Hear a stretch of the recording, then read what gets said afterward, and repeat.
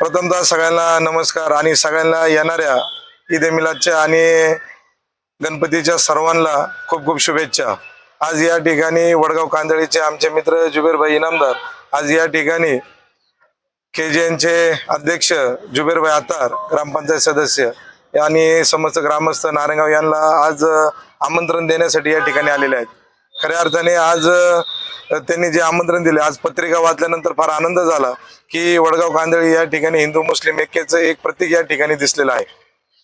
हजरत मोहम्मद पैगंबर यांच्या जयंती निमित्ताने 26 तारखेला सकाळी 10 वाजता त्या सर्व हिंदू मुस्लिम सर्व बांधवांनी त्या समस्त ग्रामस्थांनी एकत्र येऊन त्या ठिकाणी रक्तदान शिबिराचं मोठं असं आयोजन या ठिकाणी केलेलं आहे आणि काही मान्यवरांचा सत्कार समारंभ सुद्धा त्यांनी त्या ठिकाणी ठेवलेला आहे।